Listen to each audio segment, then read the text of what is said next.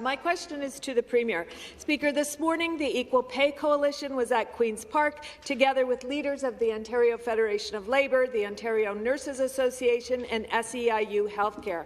They were here to sound the alarm on the Ford government's attack on the collective bargaining and pay equity rights of nurses, PSWs and many other women workers in healthcare and social services.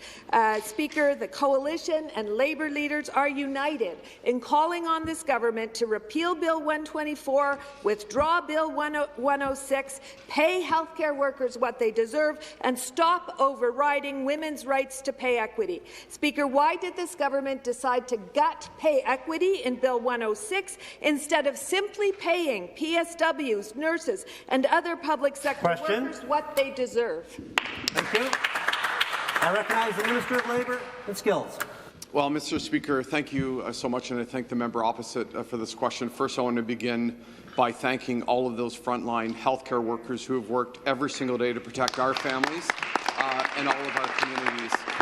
But, Mr. Speaker, I also want to take this opportunity to personally pay tribute to a trailblazer in this province, and that is a former Premier Kathleen Wynne, the member from Don Valley West. Mr. Speaker, she blazed a trail. She inspired many people across this province. And, Mr. Speaker, I just want to share a story.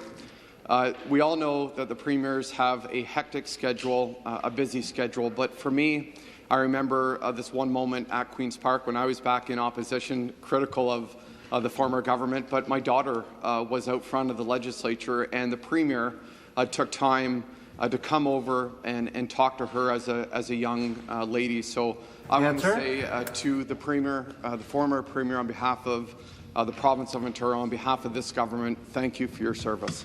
Thank you.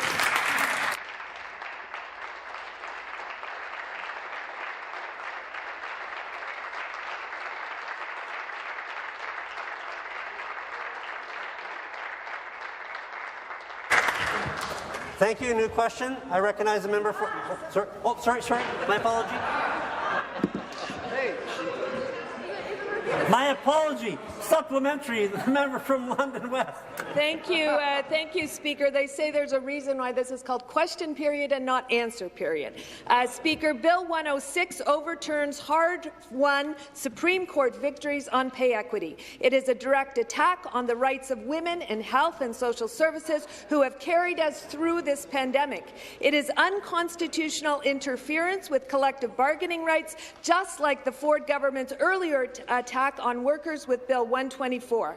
Speaker, an Environics poll commissioned by the Equal Pay Coalition was released this morning, showing that 85% of Ontarians believe it is important for the government to do more to promote women's economic equality. That means decent wages and working conditions like permanent paid sick days. Speaker, Ontario voters care about women's economic equality. Why doesn't this government? I return to the Minister of Labour and Skills. Well, Mr. Speaker, it is a priority of this government, and I want to remind the member opposite that everyone deserves equal pay regardless of their gender. And, Mr. Speaker, I want to thank the Pay Equity Commissioner, Katie Ward, who I appointed a couple of years ago. She's doing great work to ensure that women have equal pay in this province. Mr. Speaker, Katie Ward, the new Pay Equity Commissioner, comes with a wealth of experience.